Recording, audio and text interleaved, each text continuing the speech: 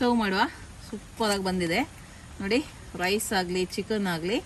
Hi ಎಲ್ಲರಿಗೂ, ಇವತ್ತು ನಾನು ಸ್ಪೆಷಲ್ ಫ್ರೈಡ್ ಚಿಕನ್ ಬಿರಿಯಾನಿಯನ್ನ ಮಾಡ್ತಾ ಇದ್ದೀನಿ. ಇದು ಸುಮಾರು 10 ಜನರಿಗೆ ಆಗುತ್ತೆ ಈ ಬಿರಿಯಾನಿ. 1 kg ಮಾಡ್ತಾ ಇದ್ದೀನಿ. ಹಾಗೆ ನಿಮ್ಮ ಮನೇಲಿ ಏನಾದರೂ ಸೆಲೆಬ್ರೇಷನ್ಸ್ ಇದ್ರೆ, ಬರ್ಡೇಸ್ ಏನಾದರೂ ಇದ್ರೆ ಈ ತರ ನೀವು ಬಿರಿಯಾನಿಯನ್ನ ಮಾಡ್ಬೋದು. 20 ಜನರಿಗೆ ಬೇಕಿದ್ರೆ 2 kg ಮಾಡ್ಬೋದು, 30 ಜನರಿಗೆ ಬೇಕಿದ್ರೆ 3 kg ಮಾಡ್ಬೋದು. ಇದೇ ಅಳತೆಯಲ್ಲಿ ನೀವು ಮಾಡ್ಬೋದು. ಬನ್ನಿ ಇದನ್ನ ಯಾವ ರೀತಿ ಮಾಡೋದು ಅಂತ ನೋಡುವ. ಅದಕ್ಕಿಂತ ಮುಂಚೆ ನನ್ನ ರೆಸಿಪೀಸ್ ಎಲ್ಲ ನಿಮ್ಗೆ ಇಷ್ಟ ಆಗ್ತಾ ಇದೆ, ವಿಡಿಯೋಗೊಂದು ಲೈಕ್ ಕೊಡಿ. ಹಾಗೆ ವಿಡಿಯೋವನ್ನ ಫ್ರೆಂಡ್ಸ್ ಜೊತೆ, ಫ್ಯಾಮಿಲಿ ಜೊತೆ ಎಲ್ಲ ಶೇರ್ ಮಾಡಿ. ಫ್ರೈಡ್ ಚಿಕನ್ ಬಿರಿಯಾನಿ ಮಾಡ್ಲಿಕ್ಕೆ ನೋಡಿ, ಇಲ್ಲಿ 1 kg ಅಷ್ಟು ಚಿಕನ್ ಅನ್ನ ತಕೊಂಡಿದ್ದೇನೆ. ಫಸ್ಟ್ ಇದನ್ನ ಮ್ಯಾರಿನೇಟ್ ಮಾಡುವ. ಸಿಂಪಲ್ ಮ್ಯಾರಿನೇಷನ್, ಜಾಸ್ತಿ ಅಂತ ಹಾಕ್ಲಿಕ್ಕಿಲ್ಲ. 2 ಟೇಬಲ್ ಚಮಚದಷ್ಟು ಅಚ್ಕರದ ಪುಡಿ, 1 ಟೀ ಸ್ಪೂನ್ ಅಷ್ಟು ಅರಿಶಿಣದ ಪುಡಿ, ರುಚಿಗೆ ತಕ್ಕಷ್ಟು ಉಪ್ಪು, 1 ಟೀ ಸ್ಪೂನ್ ಅಷ್ಟು ಪೆಪ್ಪರ್ ಪುಡಿ, 4 ಟೇಬಲ್ ಚಮಚದಷ್ಟು ಮೊಸರು. ಒಳ್ಳೆ ರೀತಿಯಲ್ಲಿ ಮಿಕ್ಸ್ ಮಾಡುವ. ಇದು ಸಿಂಪಲ್ ಮ್ಯಾರಿನೇಷನ್, ಮತ್ತೆ ಮಸಾಲ ಬೇರೆ ಹಾಕ್ಲಿಕ್ಕೆ ಉಂಟು. ಬಟ್ ಇದು ಫ್ರೈಡ್ ಚಿಕನ್ ಬಿರಿಯಾನಿ ಅಲ್ಲ, ಹಾಗಾಗಿ ಇದು ಫಸ್ಟಿಗೆ ನಾವು ಸಿಂಪಲ್ ಮ್ಯಾರಿನೇಟ್ ಮಾಡೋದು. ಓಕೆ, ಇದೊಂದು ಅರ್ಧ ಗಂಟೆ ಹೀಗೇನೆ ಇರಲಿ ಆಯ್ತಾ. ಅರ್ಧ ಗಂಟೆ ಬಿಟ್ಟು ನೆಕ್ಸ್ಟ್ ಏನು ಮಾಡೋದು ಅಂತ ನೋಡುವ. ಓಕೆ, ಈಗ 4 ದೊಡ್ಡ ಈರುಳ್ಳಿಯನ್ನ ಫ್ರೈ ಮಾಡ್ತಾ ಇದ್ದೀನಿ.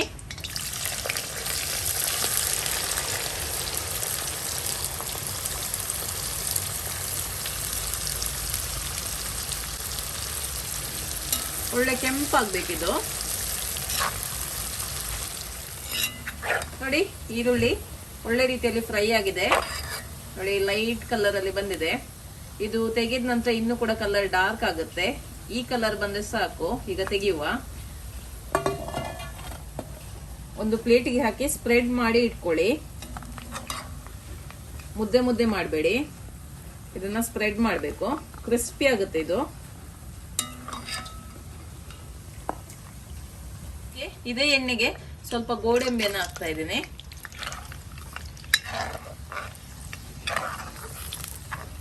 ತೆಗೆದು ಬಿಡುವ. ಸ್ವಲ್ಪ ದ್ರಾಕ್ಷಿ ಇದಾಗಿದೆ, ಇದನ್ನ ಕೂಡ ತೆಗೆದು ಬಿಡುವ.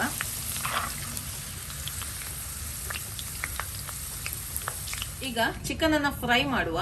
ನಾನು ಸ್ವಲ್ಪ ಎಣ್ಣೆಯನ್ನು ತಕೊಂಡಿದ್ದೀನಿ. ಈರುಳ್ಳಿ ಫ್ರೈ ಮಾಡಿರುವಂತಹ ಎಣ್ಣೆನೆ ಯೂಸ್ ಮಾಡಿದ್ರೆ ಆಯ್ತು. ಶಾಲೋ ಫ್ರೈ ಮಾಡಿದ್ರೆ ಸಾಕು, ಡೀಪ್ ಫ್ರೈ ಮಾಡ್ಬೇಕಂತೇನಿಲ್ಲ.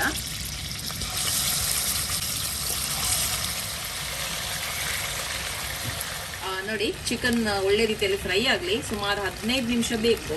ಅಷ್ಟರ ತನಕ ನಾನು ಇದನ್ನ ಗ್ರೈಂಡ್ ಮಾಡಿ ತರ್ತೇನೆ. ನೋಡಿ, ಇಲ್ಲಿ 3 ಇಂಚಷ್ಟು ಶುಂಠಿ ಉಂಟು, 10 ಹಸಿಮೆಣಸಿನಕಾಯಿ ಉಂಟು, ಹಾಗೂ 20 ಎಸಳು ಬೆಳ್ಳುಳ್ಳಿ ಉಂಟು. ಇದನ್ನ ಗ್ರೈಂಡ್ ಮಾಡಿ ತರ್ತೇನೆ. ನೋಡಿ, ಚಿಕನ್ ಫ್ರೈ ಆಗಿದೆ. ಇದನ್ನ ತೆಗೆದು ಬಿಡುವ. ಓಕೆ, ಇಲ್ಲಿ 4 ಟೇಬಲ್ ಚಮಚದಷ್ಟು ಎಣ್ಣೆ ಹಾಕಿದ್ದೀನಿ. ಇದಕ್ಕೆ ಶುಂಠಿ, ಬೆಳ್ಳುಳ್ಳಿ ಹಾಗೂ ಹಸಿಮೆಣಸಿನಕಾಯಿಯ ಪೇಸ್ಟ್ ಅನ್ನು ಹಾಕ್ತಾ ಇದ್ದೀನಿ.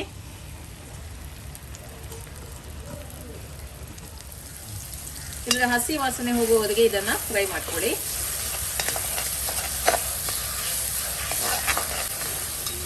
ಈಗ ಇದಕ್ಕೆ 3 ಟೊಮೆಟೊನ್ನ ಹಾಕ್ತಾ ಇದ್ದೀನಿ. ಟೊಮೆಟೊ ಸಾಫ್ಟ್ ಆಗಬೇಕು. ನೋಡಿ, ಟೊಮೆಟೊ ಒಳ್ಳೆ ರೀತಿಯಲ್ಲಿ ಸಾಫ್ಟ್ ಆಗಿದೆ. ಈಗ ಫ್ರೈ ಮಾಡಿರುವಂತ ಈರುಳ್ಳಿಯನ್ನು ಹಾಕ್ತಾ ಇದ್ದೀನಿ. ಸ್ವಲ್ಪ ನಾನು ಇಟ್ಟಿದ್ದೀನಿ ಗಾರ್ನಿಶಿಂಗ್ಗೆ, ಮಿಕ್ಕಿದ್ದನ್ನು ಹಾಕ್ತಾ ಇದ್ದೀನಿ. ಒಳ್ಳೆ ರೀತಿಯಲ್ಲಿ ಮಿಕ್ಸ್ ಮಾಡ್ಕೊಳ್ಳಿ.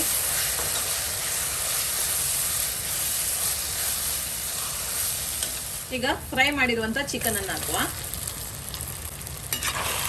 ಒಳ್ಳೆ ರೀತಿಯಲ್ಲಿ ಮಿಕ್ಸ್ ಮಾಡುವ.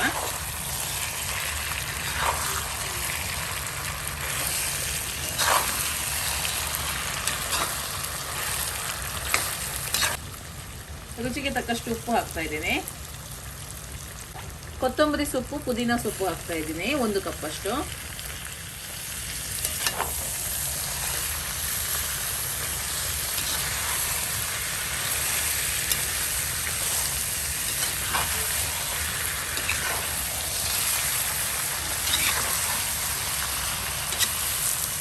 ಒಂದು ಟೇಬಲ್ ಚಮಚದಷ್ಟು ಬಿರಿಯಾನಿ ಮಸಾಲಾ ಪೌಡರ್,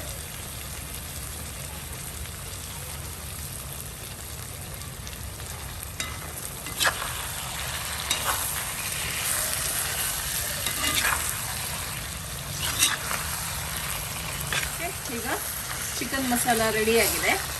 ಈಗ ರೈಸ್ ಅನ್ನ ಮಾಡುವ. ಓಕೆ, ರೈಸ್ ಮಾಡ್ಲಿಕ್ಕೆ ನೀರಿಟ್ಟಿದ್ದೀನಿ. ಈಗ ಇದಕ್ಕೆ ಉಪ್ಪನ್ನು ಹಾಕ್ತಾ ಇದ್ದೀನಿ.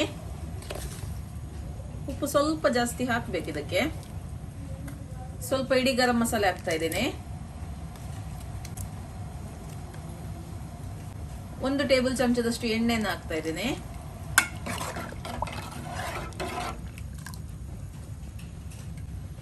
ಹಾಗೆ ಲೆಮನ್ ಜ್ಯೂಸ್ ಅನ್ನು ಹಾಕ್ತಾ ಇದ್ದೀನಿ.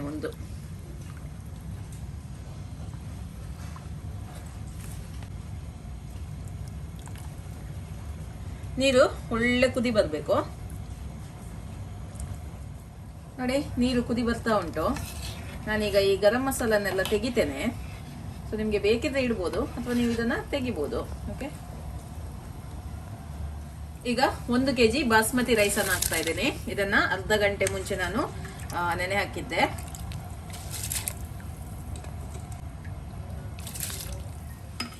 ಓಕೆ, ಇದು ಬೇಯಲಿ. ಇನ್ನು 7 ನಿಮಿಷದಲ್ಲಿ ಇದು ಬೇಯುತ್ತೆ. ಒಂದು 90% ಬೆಂದ್ರೆ ಸಾಕಿದು. ರೈಸ್ ಬೆಂದಿದೆ, ಇದನ್ನ ತೆಗೆದು ಬಿಡುವ. ಓಕೆ, ಈಗ ದಮ್ ಕೊಡ್ಲಿಕ್ಕೆ ಲೇಯರಿಂಗ್ ಅನ್ನ ಮಾಡುವ. ಫಸ್ಟಿಗೆ ನಾನು ರೈಸ್ ಅನ್ನ ಹಾಕ್ತಾ ಇದ್ದೀನಿ. ಅರ್ಧದಷ್ಟು ರೈಸ್ ಅನ್ನ ಇವಾಗ ಹಾಕುವ.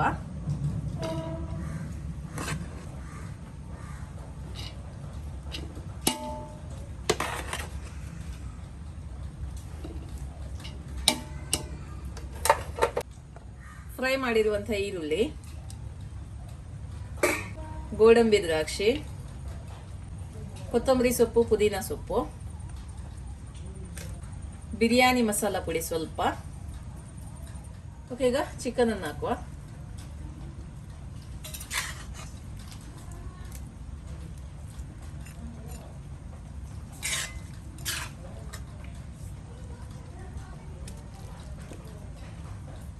ಮತ್ತೆ ರೈಸ್ ಅನ್ನು ಹಾಕ್ತಾ ಇದ್ದೀವಿ.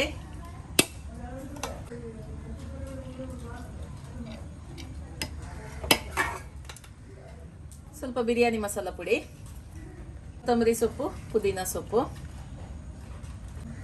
ಫ್ರೈ ಮಾಡಿರುವಂತಹ ಈರುಳ್ಳಿ, ಗೋಡಂಬಿ ದ್ರಾಕ್ಷಿ, ಸ್ವಲ್ಪ ಯೆಲ್ಲೋ ಫುಡ್ ಕಲರ್ ಅನ್ನು ಹಾಕ್ತಾ ಇದ್ದೀನಿ. ಸ್ವಲ್ಪ ತುಪ್ಪವನ್ನು ಹಾಕ್ತಾ ಇದ್ದೀನಿ. ಈಗ 10 ನಿಮಿಷ ಲೋ ಫ್ಲೇಮ್ ಅಲ್ಲಿ ದಮ್ ಕೊಡುವ. ಓಕೆ, ಈಗ 10 ನಿಮಿಷ ಆಯ್ತು. ಫ್ಲೇಮ್ ಅನ್ನು ಆಫ್ ಮಾಡಿದ್ದೀನಿ. ಇನ್ನು 10 ನಿಮಿಷ ಹೀಗೇನೆ ಇರಲಿ. ಮತ್ತೆ ಇದನ್ನ ಓಪನ್ ಮಾಡುವ. ಓಕೆ, ಈಗ ಸರ್ವ್ ಮಾಡುವ. ಸೂಪರ್ ಆಗಿ ಬಂದಿದೆ ನೋಡಿ. ರೈಸ್ ಆಗಲಿ ಚಿಕನ್ ಆಗಲಿ ಟೇಸ್ಟ್ ಮಾಡಿ ನೋಡುವಲ್ಲ ನೋಡಿ.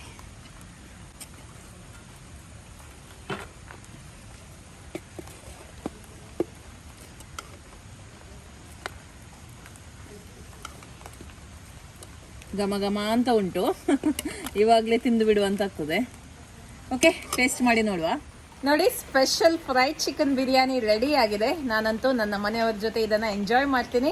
ನೀವು ಕೂಡ ಇದೇ ರೀತಿ ಬಿರಿಯಾನಿಯನ್ನ ಟ್ರೈ ಮಾಡಿ ನಿಮ್ಮ ಅಭಿಪ್ರಾಯವನ್ನ ನನಗೆ ತಿಳಿಸಿ. ಓಕೆ, ಬಾಯ್.